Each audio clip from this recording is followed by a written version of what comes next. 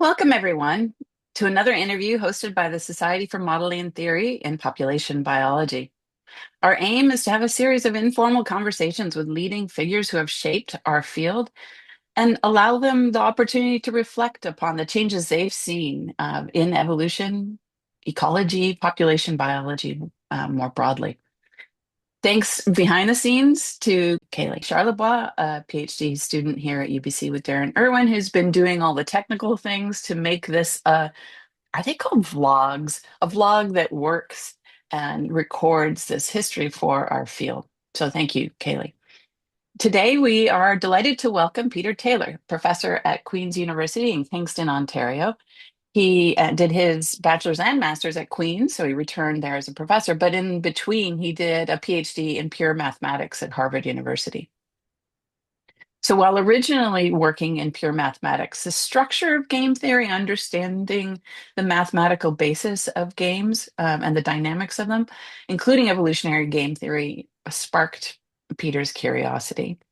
Over his career, he has analyzed mathematical models that really improve the realism of games in economics and psychology and in evolution. One of the really influential papers of Peter's and my thinking was really a series on spatial structure and games that are played in space. And, it's so obvious to us who have thought about game theory and Hamilton's rule that kin structure, the fact that parents have children that live nearby, that must really help the evolution of cooperation. But Peter showed that it wasn't so simple. That, yes, that's true, while kinship and relatedness is spatially structured and those around you tend to be relatives, they're also the ones that you compete with.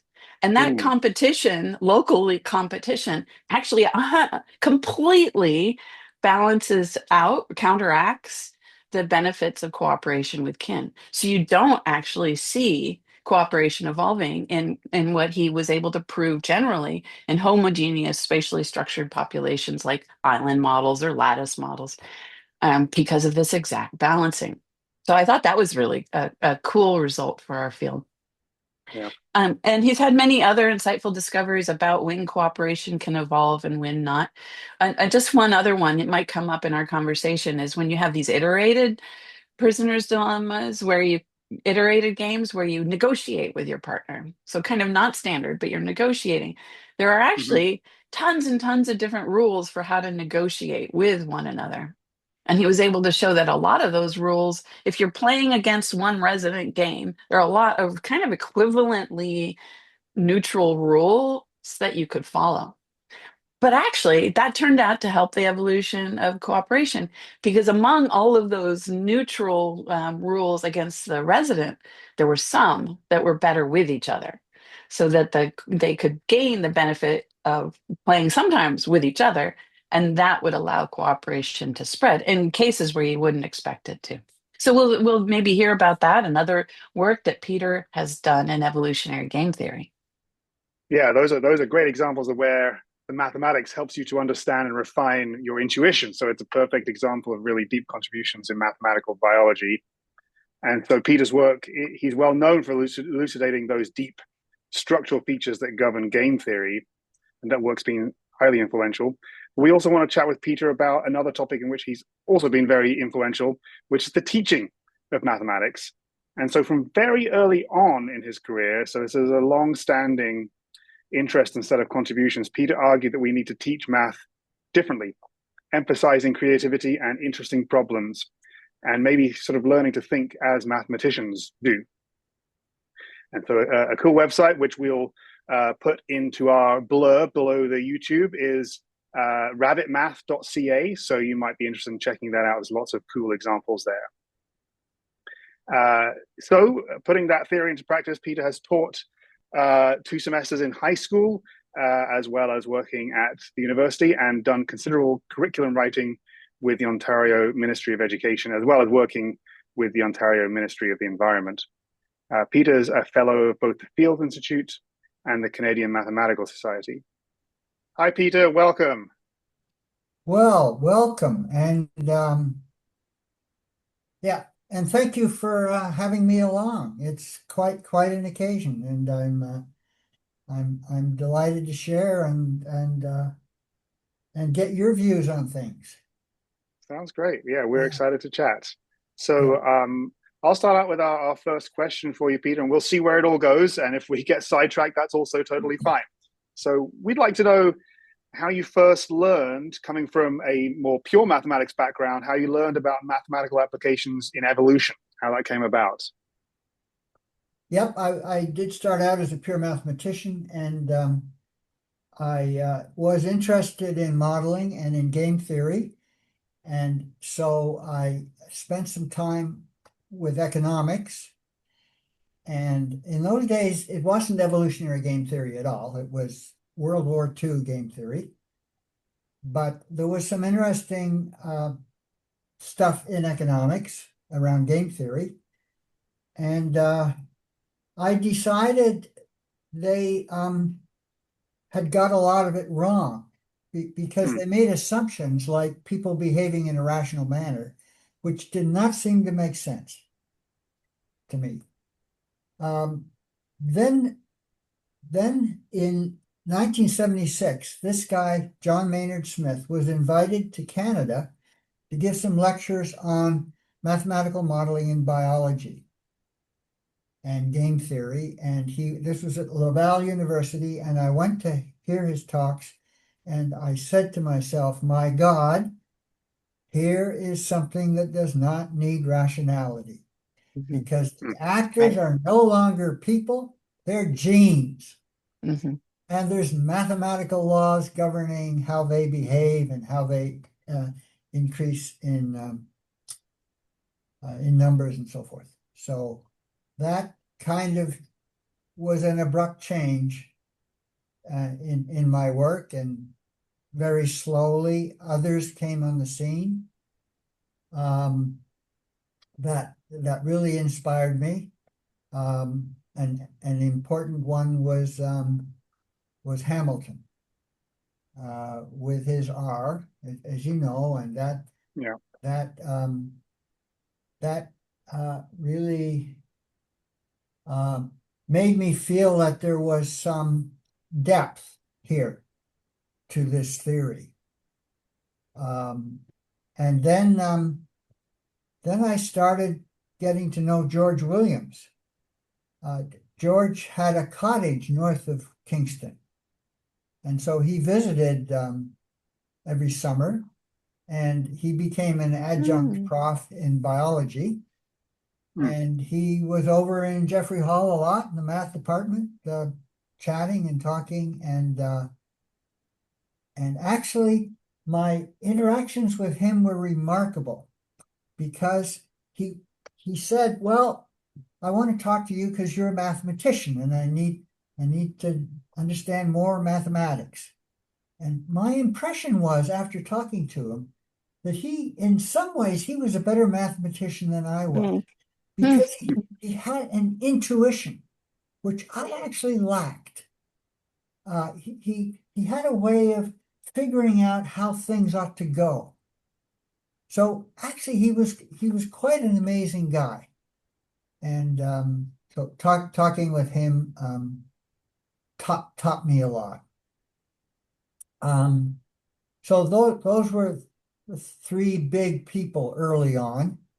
And then not too long after, Rick Charnoff, Alan Graffin, who I worked with quite a bit, and Stu West is an amazing guy. And he's a crazy guy. It's so much fun talking with him. And so those are the main actors. Peter, I just wanted to point out a curious connection I was looking at. And honestly, the answer might be that this didn't have a big influence on your career, but I noticed that your PhD advisor, which I think was Andrew Gleason, is that right? Yeah. And his father is Henry Gleason, or was Henry Gleason, who's quite well known in ecology for challenging Um, theories of succession back in the 1930s primarily. And so I don't know if that ever made a connection or you ever talked with Andrew about that, or that perhaps that all was just kind of secondary to the pure mathematics you were doing at the time. Yeah, never talked about that. Of course, in those days, biology was far from my interests. Right, right. Yeah, but that's interesting. Yeah, lots of connections. That's right.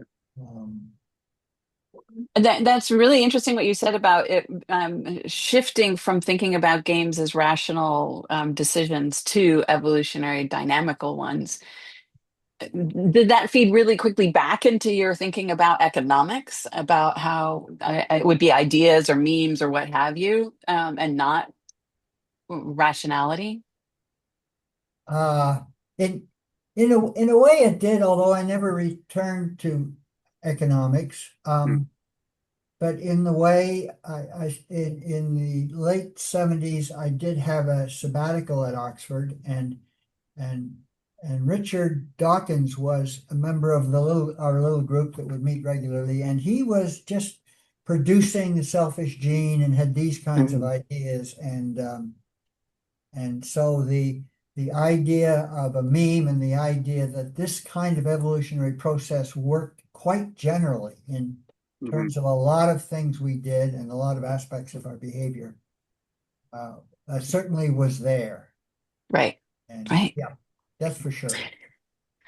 Uh, I'm curious to know if there during your career there was ever an aha moment where you were puzzled about something. I'm sure you've had many actually, but then you did the math, you did the modeling, and you figured out the answer to that puzzle. Well, yeah, thanks for that question because uh, probably the my interaction with uh, David Wilson was that kind of thing. I so David wrote a letter to me um, uh, saying, "Look, I have this model of a population, and we're looking at data and trying to see about how well they interact with one another, altruism and so forth, and Hamilton's theory doesn't seem to work. We know they're related Mm, and so forth. And mm, now, why is this true? They're not as altruistic as we thought they should be because they're closely Mm. related. And I I started thinking about it, and um, I realized that there's a way in which the R thing, Hamilton's R, uh, was an interesting sort of qualitative construct, but it was different from mathematics. It was actually a lot more like what mathematics is, what mathematics education is. I mean, there's a lot of qualitative thinking there uh, rather than quantitative. And this is one thing that mathematicians are a little wary about. But you can't do um, mathematics education without really understanding the power of qualitative thinking. And I'm learning that in trying to apply for SHIRT grants, which it's a foreign territory for me, so it's not so easy to do that. Um, and I was starting to think about David Wilson's uh, um, uh, methods model, and Mhm. um, I said to myself, this R thing, this is really mathematics. In a way, in a sense, I had put aside my role as a mathematician to play this R game, mm. but it was actually mathematics, and i.e., to look carefully at everything, to actually take things apart, you might say, and see what the real mechanisms were. So go behind the R and see what the real mechanisms were. And that's what um, David hadn't done.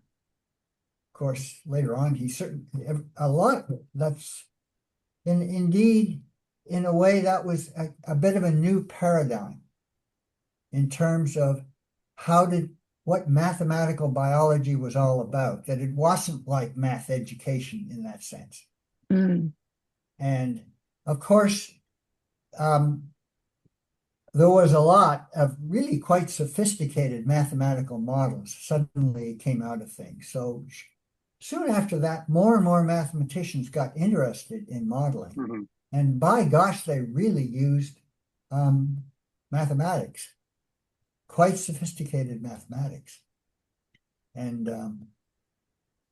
then, I mean, Right. not too much afterwards, Troy Day came along as my student, and he taught me a lot more than I ever taught him Mhm. about how to do mathematics and mathematical biology. I mean, So yeah, that's really interesting. I think sometimes when uh, we've asked people a similar question before, a specific paper or project comes up, which it did in this case with David Sloan Wilson. But you're also saying that the aha moment was in a way that mathematics could be applied differently within mathematical biology and maybe and quite generally beyond that specific problem. That was the aha thing. yeah, that it was real mathematics. That Right. actually this whole subject was mathematics. You didn't have Interesting. to do it in another way. Yeah, exactly that. Right. Um, That I'm not sure that has fully permeated the field. There's still divisions between applied and basic math. Yeah. well, maybe there needs to be. Maybe, I mean, some crazy physicists say mathematics is all that there is. That's what the universe is, just a bunch of math. Right. And you see that in Wow. biology too. I think many Yeah, of us do. Yeah. yeah, yeah. No, you need them both. And Great. and that's where the power comes from knowing how to put them together. Yeah. So thinking about doing that, well, we talked in the introduction about some of your very influential papers on various aspects of mathematical biology, but we're wondering if there's a specific paper or project that you wish was better known, and maybe you could share what insight you like about that specific paper. I I thought a bit about that question and I can't really think uh there there there um my work in sex allocation, which I began to get very interested in, uh, was uh, was I don't think it's a work that needs to be better known. So I really didn't know how to answer your question, but Huh. I know how to pinpoint some ways of thinking and types of analysis that really appeal to me a lot, and maybe they're they're things that I wish that mathematicians uh, knew more about, and that um, the folks who construct curricula and problems for math in both school and university knew more about, because there are these wonderful quantitative models, for example, about the hymenoptera, where the rules are different. And it's such an amazing example. And there's so much beautiful, simple mathematics that leads you to results that are not intuitive, really, that you have to build your intuition in a different way, and especially around sex allocation and so forth. And so that uh, mathematicians paying more attention to that, and teachers and so forth, would be interesting. In when I get invited to a high school classroom to talk to the students, I I have often used I have a game, and I've often used the the genetic difference between males and females and things like that. And always the students are absolutely fascinated with this. Mhm. So it's something Yeah. they are very keen to engage in and ask questions about the effects of that on this or on that. So Hmm.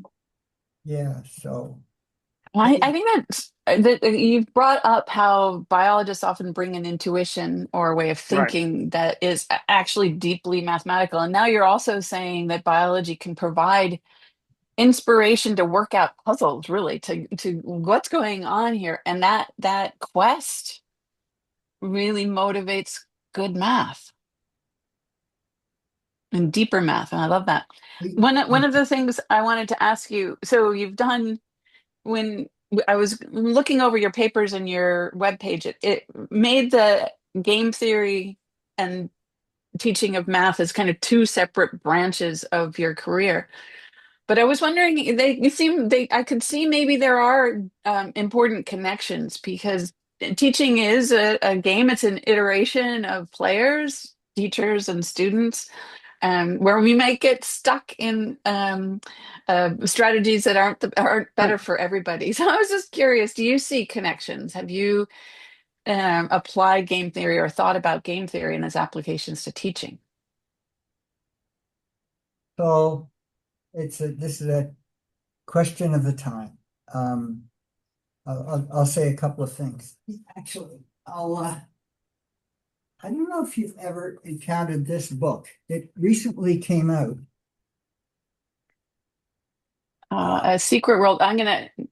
We'll put it in Yeah. our, We'll link to that. Yeah. yeah. um, yeah, uh,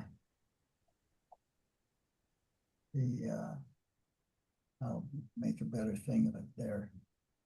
Um, so he's a French mathematician, and he's subtitled it "A Secret World of Intuition and Curiosity," and he has highlighted how important those two things are in doing mathematics and in learning mathematics. And there's a lot there about how the brain works and that intuition is the real powerhouse. And that's not valued in math education, Mhm. in Mhm. teaching kids. And so last Sunday, I don't know if you noticed it, in the Sunday edition of the Globe, which I guess is an online edition of the Globe and Mail, there was this editorial about how to fix math education. And people have thought a lot about math education, and it one reason I think it was written was because a couple of weeks ago the EQAO results came out, grade 6 uh, test across the whole province of Ontario, which say how well the kids are doing, and and half of all our grade 6 students are below standard in Mm. mathematics, whatever that means. And and then it went on to say, okay, here's the fix that's needed. And remarkably enough, it returned to this old debate, which has gone on for decades, about the difference and the relationship of what's called direct instruction. Here's what you have to learn. Hmm. Practice, practice, practice, and inquiry-based learning. And it's a dichotomy, and there's been fierce debates all over the world about whether the kids need more direct instruction or more time playing and inquiring. And it's got very fierce. It was called the Math Wars some time ago.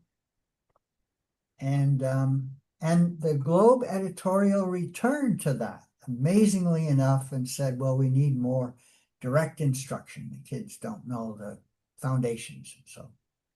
Um, and so finally, um, my feeling is that that debate totally misses the point.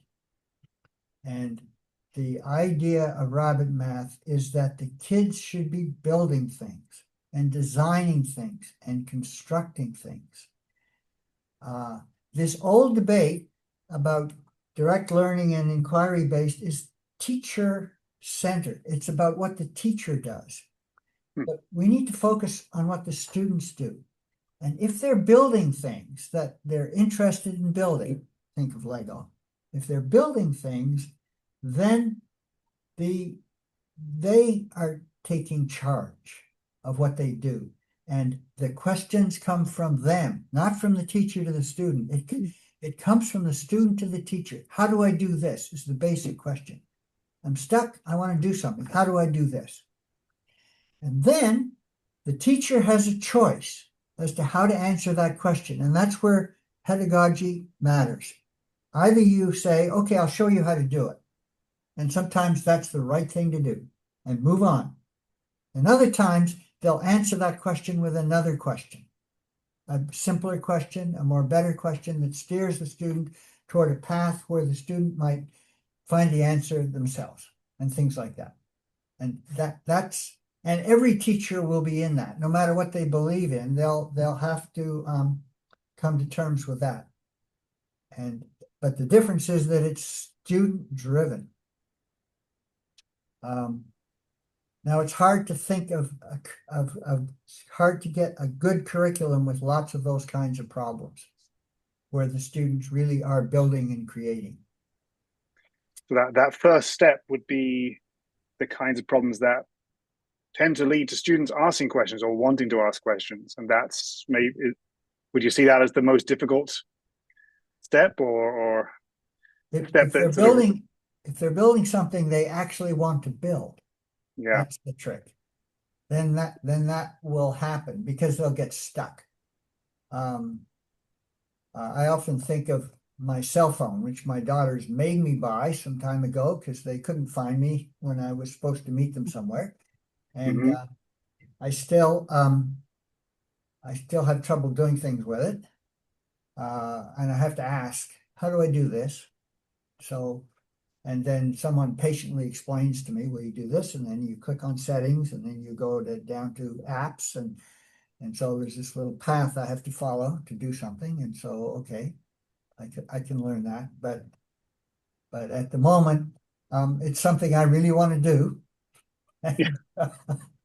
Well, that's a When you're motivated, yeah. I mean, that's a good example where that's not how youth explore it. Youth are like, I'm just going to try pressing buttons or asking Siri or whatever, but they ask their own questions. I reflect what you said rings so true when it comes to mentoring graduate students. Like, I don't think they can actually solve math problems unless they're deeply curious. So it kind of has to be their own. It has to come from their own curiosity, thinking, puzzlement. Um, but that just but I haven't translated that down to my teaching my courses. And, maybe but that's because there's 200 students in the course, so it's harder to do. Um, but it's inspiring that you're thinking, oh, no, we can do that. And we can do that in larger classes. It's hard in So I guess larger classes. Yeah. I guess the selfish version of that question, Sally, because I'm also teaching a mathematical biology class right now, is do you have any tips for theoreticians about how to teach mathematical and modeling methods, particularly to biology students, which is a lot of, well, really almost all of the students in my classes? So I've actually been thinking a lot about that because Troy wrote this book with Stuart for a calculus course for our life sciences, and he taught it with that textbook for 2 years, and then he'd had enough. He's about to go on sabbatical, actually, and he handed it to me. So I taught it for the first time last year. There are 500 students, so it's big lecture theater, and I mean that book has that book is an encyclopedia. I don't know if you've ever seen it, but it's actually huge, and it's got a lot of wonderful resources. But it isn't really a textbook. It's a resource book. And so, but the kids buy it, and I use examples out of it. But I don't think last year went all that well because I didn't really know the students, and it's a very heterogeneous class. This is a compulsory course for all life science majors. They're accepted as life science students in year one. And so, and they have to take this one-term calculus course. Yeah. And of course, it has to have everything in it. There's 3 weeks of differential calculus, 3 weeks of integral calculus, 3 weeks of differential equations, and 3 weeks of probability. So it could be that you wind up doing too many things too fast. Some of the students are really good, and some of the students are not so good. And some of the students are interested in the material, and some of the students certainly aren't. Half the class wants to get into medical school, and they don't imagine they'll ever be doing any mathematical modeling. So how do I handle this course? And my view is more and more becoming that I have to spend more time playing with mathematics and trying to see if they can learn to play. Mm. And of course that means I do less material, and intuition. I have to do things that build their intuition. And if I can, I'll give you a little example of that. One thing that they have a lot of trouble with is they all have trouble with probability is sort of like lifespan graphs, mortality. Mm-hmm. Yeah. And because that's a probabilistic thing, and they have to have the probability density function and then the cumulative and so forth, and interpret areas as probabilities of dying at certain ages and so forth. And they have trouble with integral calculus anyway. Mm-hmm. And so so here's how I want to do that. Can I actually share my screen? Sure. Let me see how that would work. Yeah, there's a share. Okay. There's the lifespan graph. Right. Yeah. And that's got a mean of 60. And then it's kind of, I mean, what does it mean? Well, it's the probability of dying, and so forth. And anyway, the kids have a lot of trouble with that. So how do I unwind that? Mm-hmm. We spend some time rolling dice. How many rolls to get the first 6 when you're rolling an ordinary die? And well, that's a 6. With probability 1/6, you get it on the first roll. You might get it on the second roll. So you have this population of Right. people who've already got their 6. That's the population as it goes, and it looks like that. And they can all think about that. They Mm-hmm. can all think, well, this is the probability that on the 9th roll I get my first 6, and so forth. Mm-hmm. And then we work with that discretely. And having the discrete version of these models, I think is really important in terms of understanding. So there's these probabilities, and that Pn is then the probability of getting your first 6 on the nth roll. And you can work out that the sum of the probabilities is 1. And then the average is n times Pn and so forth. And it looks like that. And that turns out to be 6. And I get them to start guessing. And I'm rolling the dice. How many rolls on average will it take to get my first 6? And they always give answers that are too low. Always. They say maybe 3.5, maybe 4, maybe 5. But the answer is 6. It takes 6 rolls and so forth. And that's critical, because working this out with the mortality graph is about to come. And then I say, okay, so they understand this.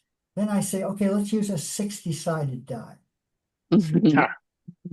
And then you get the mortality graph Mhm. that has a mean of 60. Visually, yeah. Yeah, and you think of those little spikes. It's exactly what you had before. And then you say, well, how do I make that continuous? Well, you could replace the n by a t. That's the obvious way. And actually, that's pretty good. Except the mean is no longer exactly 60. It's something a little different, but and anyway, when we're dealing with continuous time, E is the kind of the golden thing to use. Hmm. Hmm.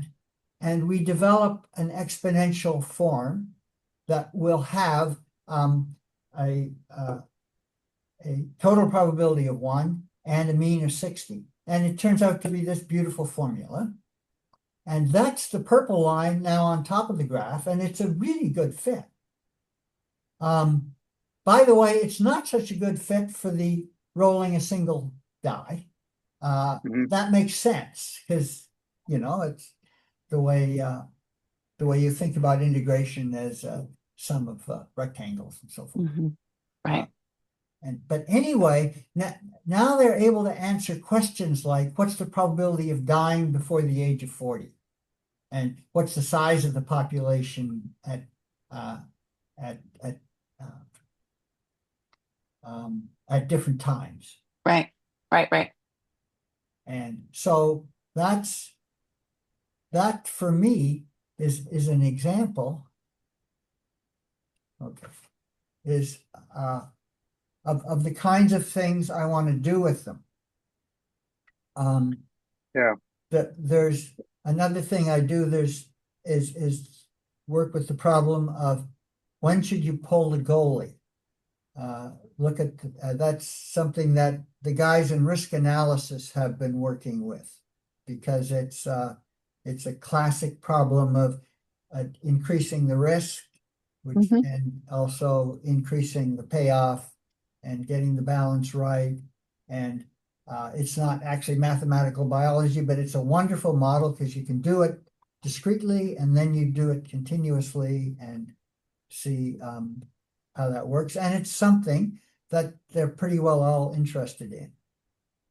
So Your I think, example there, Peter. Oh, sorry. Go ahead, Sally. oh, I was just thinking that it switches teaching from teaching about knowing to teaching about intuition and being able to think and reason through. And it's not something that's hard to know how to do right. But if you skip steps in the middle and just go straight to knowing, then students can't reason outside of the problems you've given them and maybe never fully understand it. I think that's not a bad way to put it. I think that is the case that they revert to that strategy which worked well for so many of them, and that's just memorizing. Yeah. Um, the old question, how would you expect me to do this problem on a test when you've Yeah. not shown me how to do it? Right. And Right. yeah, so Yeah. Yeah. I was going to say your example there. I do something similar when we're talking about exactly that mortality as a probabilistic process in one of the mathematical biology courses I teach here. And it's just interesting thinking about extrapolating that even more broadly. So, you found a different angle on it. That discrete picture maybe is a bit more intuitive for students to pick up initially, and then they can make that smaller jump to the continuous distribution. yeah, And I feel like there's something even more general there about, sometimes you need to find a different angle on a question or something that feels more intuitive, and then suddenly that Mhm. leap is not quite as big. And that seems to be what the sort of lesson of that example might be. I think that's a good way to put it. Yeah, yeah. So And that this is important, is consistent with, oh, I finally solved it when I was out for a walk or I was in the shower or jogging or something. It really, that if that is possible, then there is something about the intuition that we need to focus on.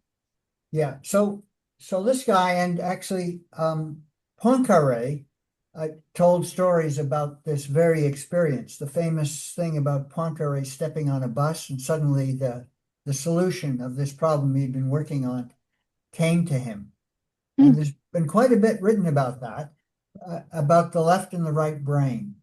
So that we're all left brain animals, and we certainly teach math as a left brain activity. It's very logical, it's uh, analytical, and Hmm. and you get stuck. But if you have spent some time on the problem and get stuck, then you put it aside and say, okay, I'll move on to something else. And the story is that at that point, the problem is passed over to the right brain Hmm. and it works on it without needing you at all. You can do other things, but it works on it with a different set of criteria. And this is aesthetic rather than logical. It's aesthetic, or that's close to what is called intuitive. And it uses patterns uh, that you have built already there from previous playing, and it chooses the patterns that they think will work well based on aesthetic principles. And then it finds something. This is really neat. I think this might be right, and it shoots it back over to the left brain without worrying about what you happen to be doing at that time. And suddenly Yeah. you get this feeling, I've got an idea here. Now, you have to check the idea out with your logic because the right brain did not do that. It doesn't do logic. And it may be right and it may be wrong, but because of this amazing connection between truth and beauty, wonderful things here, it's often right. And that's kind of a picture of the problem-solving process. And now, there's been a lot of commentary about that in different books and so forth, but I find it neat. It's kind of fun, and that's the way I think about myself. And so Mhm. it's a good sort of fable to grasp hold of. Um, Yeah. and Along those lines, for students that are embarking on a new project in mathematical biology, do you have any suggestions for them about how to go about it? Especially, how to marry theory with empirical data or observations? so you did ask that question, and I have hardly ever interacted with data, actually. So and that's probably something I should have done more. But how to uh, I think data is having data is quite powerful. And now I use it a lot in high school. When Hmm. I'm doing a problem in high school, I always have them collect data and put it up, plot it. A simple game like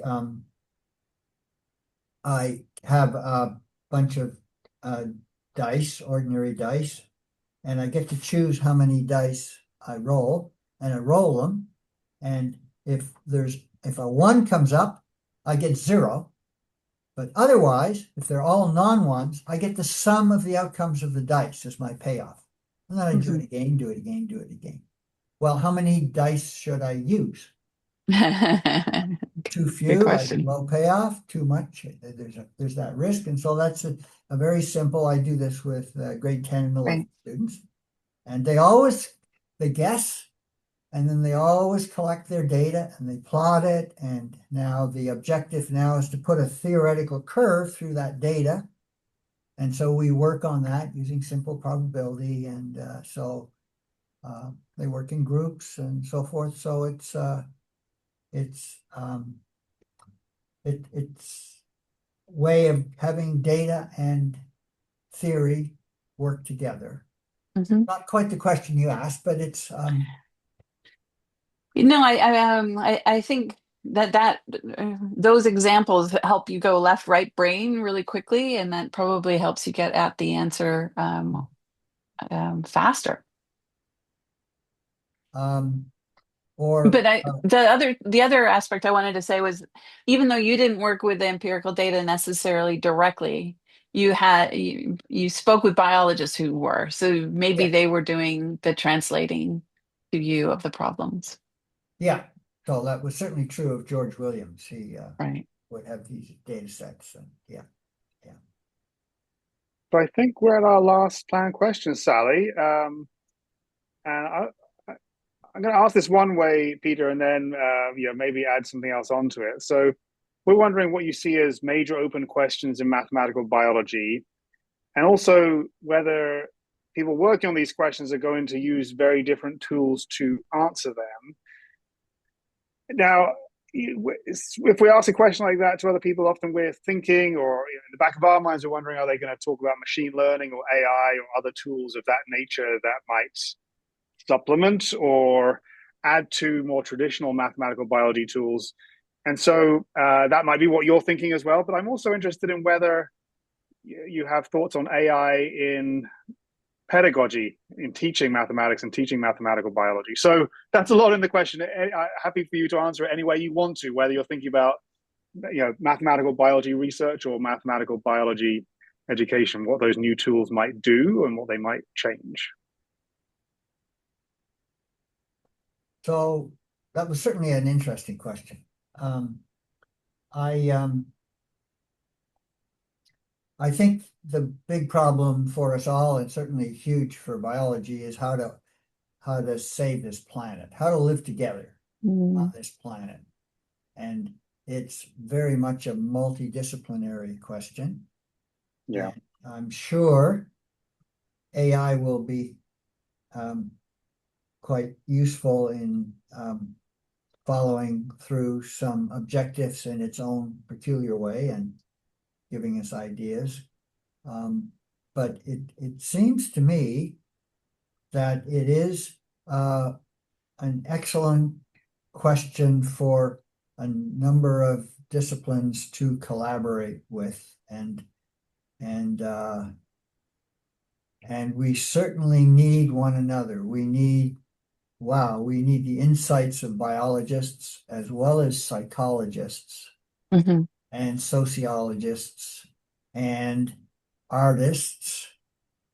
Um, and more in the evolution of math uh, curricula, there was a time when there was suddenly a big emphasis on modeling, that modeling Mm-hmm. was what motivated the kids. And actually, one of my feelings is that for most kids, it's actually art that motivates them, not modeling. It's building beautiful things. That beauty is actually a huge thing for a lot of students, and that relates in an important way to the question of how to save the world. Uh, for me, and um, that needs to be more for me, my focus in terms of the kinds of things I bring into the classroom, kind of experiences. And music, I mean, beauty is in a lot of places. My son and his partner are musicians, and actually he's called James Taylor, so he was named after the real thing, and destined to be a guitar player. And music is a big part of the aesthetic experience, and art and dance, and um, they have been neglected increasingly. Huge focus on STEM. Queen's budget was just saved recently by the government giving a big boost to STEM instruction in the universities.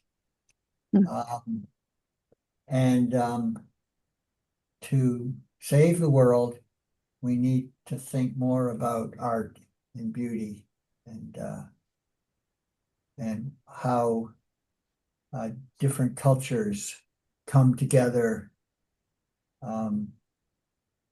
The Jews and the Muslims getting together to create works of art, examples of that are exactly the kind of thing that we all need to pay attention to, that sort of thing. Thank you, But Peter. I'll just maybe end with one quote from your webpage about mathematics has always struck me as incredible. How on the one hand it produces sophisticated structures of great beauty, and on the other, this very beauty tells us profound things about the world around us. And so maybe math can help us a little bit in this quest to not just use the world around us, but see the beauty in it and help protect it. see the beauty in it and help protect it. Yeah, that's great. Thank you for that. For sure. Yeah. Yeah. Thank you, And Peter. thank you for this Thank experience. you. It was really fun. Yeah.